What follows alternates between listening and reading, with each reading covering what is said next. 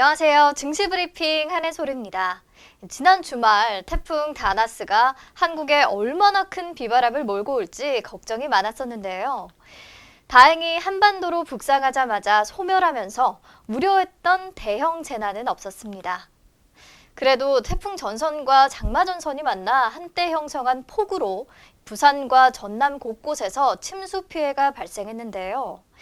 피해 복구가 빠른 시일 내에 이루어지기를 바랍니다. 지금 국내 주식시장에도 일본의 수출 규제라는 큰 태풍이 여전히 그 영향을 미치고 있는데요. 더 큰 재앙 없이 무사히 지나가기를 기도하겠습니다. 네, 7월 22일 월요일 증시 브리핑 시작할게요. 자, 우선 지난주 국내 증시를 정리해보죠.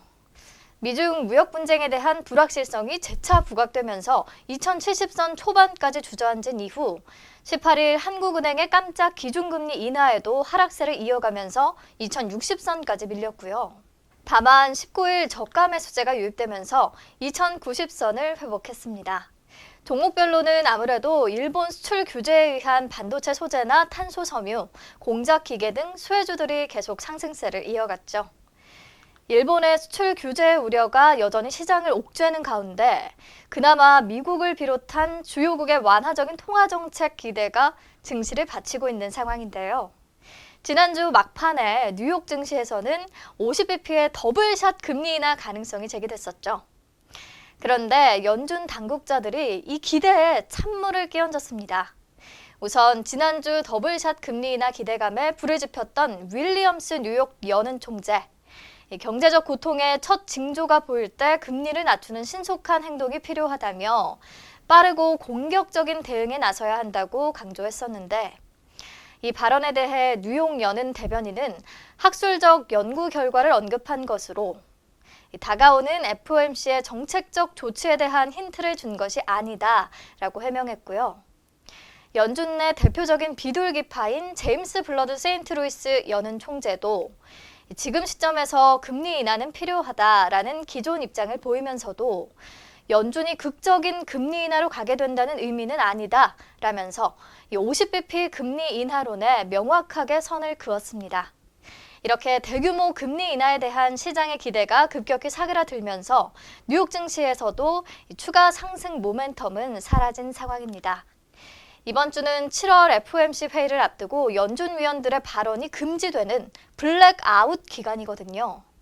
아마 미국 금리 인하 관련 소식으로 인한 영향은 이번 주에 크지 않겠습니다.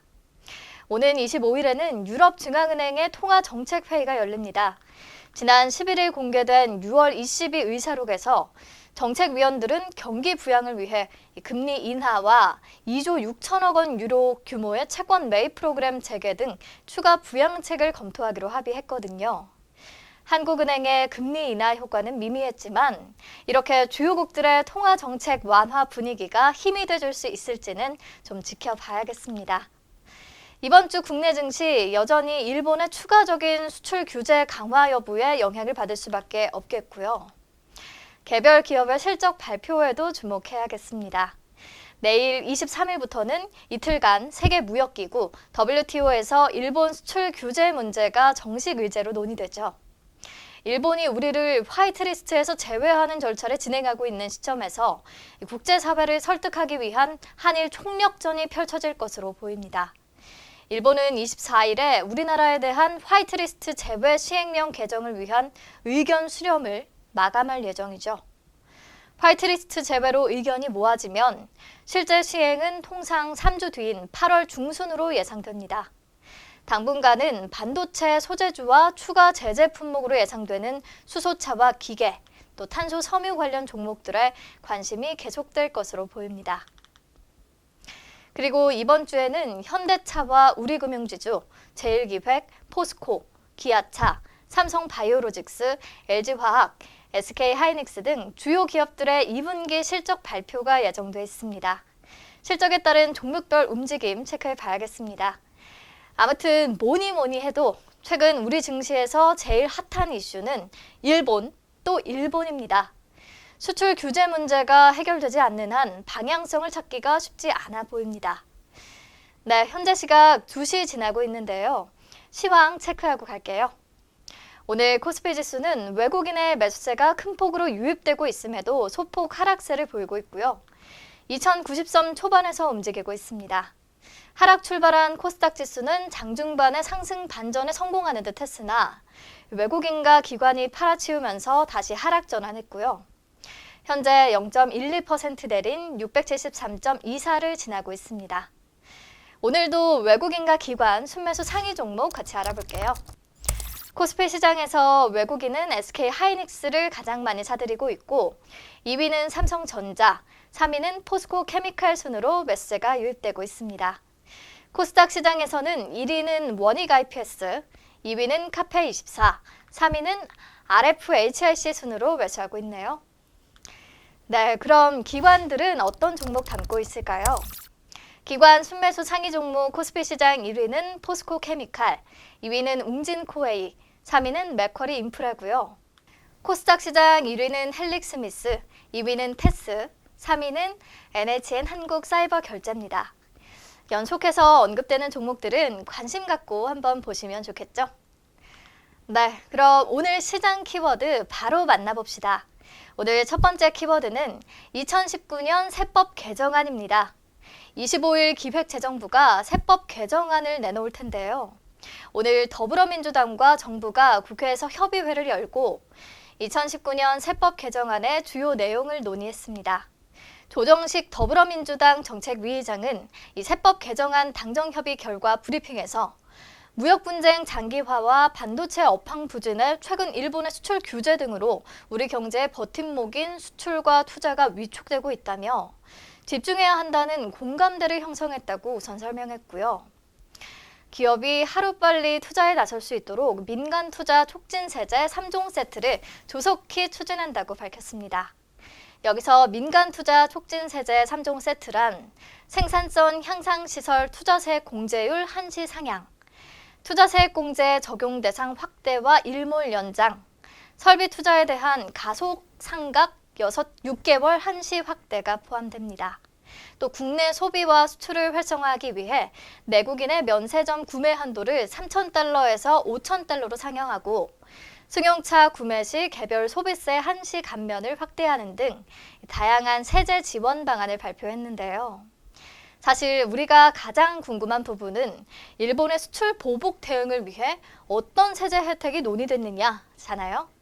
우선 반도체 부품과 소재 국산화를 위한 R&D 세액공제와 기업의 설비 투자에 대한 세액공제 확대에 뜻을 모았다고 합니다. R&D 세액공제 외에도 기업들의 설비 투자에 한시적인 세제 혜택이 들어갈 예정이라고 하네요. 하지만 일본의 수출 규제에 대한 세제 측면의 대응 방안은 조만간 다른 대응 조치들과 함께 당정 협의를 거쳐 별도로 발표한다고 하거든요. 구체적인 내용은 발표되는 대로 또 자세히 같이 다뤄보도록 할게요. 아직 그 내용을 정확히 확인할 수는 없어도 부품과 소재 국산화를 위해 정부가 세제 지원을 한다는 부분은 변함없는 사실이잖아요. 이미 계속 말씀드렸지만 그렇기 때문에 긴 호흡으로 반도체 소재와 부품주들, 그 외에 수출 규제 품목에 대항할 수 있는 국내 기업들의 관심을 계속해서 좀 가져봐야 하겠습니다. 그래서 오늘 말씀드릴 한 가지 종목이 있는데요. 삼육물산. 이 삼육물산은 종속회사인 SR테크노팩이 고차단성 필름을 개발했는데 이 고차단성 필름 시장은 현재 일본 기업이 장악하고 있거든요. 고차단성 필름은 어디에 사용되냐면 우리가 자주 애용하는 즉석밥 있잖아요. 이 즉석밥이 갓 지은 밥맛을 유지하면서도 방부제 없이 상온에서 보관할 수 있는 것이 바로 이 고차단성 필름 덕분이라고 합니다. 외부 산소나 미생물과 완벽하게 차단시켜주는 필름이죠. SR테크노팩이 개발한 제품은 이전 제품보다 산소 차단성이 3배나 뛰어나다고 하고요. 가격은 기존 일본 제품 대비해서 25% 정도 저렴하다고 합니다. 이에 일본의 독식을 대체할 수 있다는 기대감에 오늘 매수세가 몰렸고요. 상한가로 바로 직행했습니다. 네, 다음 키워드 만나보죠. 이번 키워드도 좀 같은 맥락이기는 한데요. 두 번째 키워드, 화학물질 인허가 기간 단축입니다. 어떤 화학물질의 인허가 기간이 단축된다는 것이냐? 네, 정부가 일본 수출 규제에 대응하기 위해 국산화가 시급한 분야에서 제품 개발에 필수적인 화학물질의 인허가 기간을 단축하겠다고 밝혔습니다. 당장 풀 수 있는 규제부터 풀어서 핵심 소재 개발을 지원하겠다는 건데요. 왜냐, 이 반도체 기판 표면 처리에 쓰이는 불화수소, 현재 일본 수출 규제 품목에 포함돼 국산화가 시급한 상황이죠.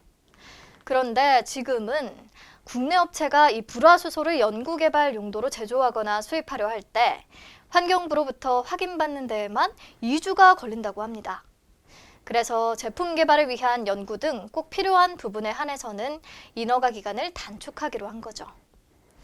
필요하면 신규 화학물질의 신속한 출시를 지원하는 방안도 추진된다고 합니다. 게다가 수출 규제 관련 업종에 대해서는 주 52시간 초과 근무도 예외적으로 인정한다고 하네요. 기업이 대체 품목을 마련하기 위한 실증 테스트 등으로 연장 근무가 필요하다고 요청하면 한시적으로 특별 연장 근로를 인정하겠다는 겁니다. 첫 번째 키워드에서 말씀드린 세제 지원 확대 방안과 함께 종합적으로 다시 한번 내용 발표될 테니까요. 그때 자세히 또 확인해 보시고요. 이 화학물질 인허가 단축과 관련해서 언급되고 있는 종목은 캐몬입니다. 캐몬은 신약이나 식품, 화학물질, 화장품 개발에 필수인 독성과 부작용 등 안정성 평가를 위탁 수행하는 기업이고요. 최근 상승 그래프 이어가고 있습니다. 네, 오늘 증시 브리핑은 여기서 마무리할게요. 내일 다시 만나요.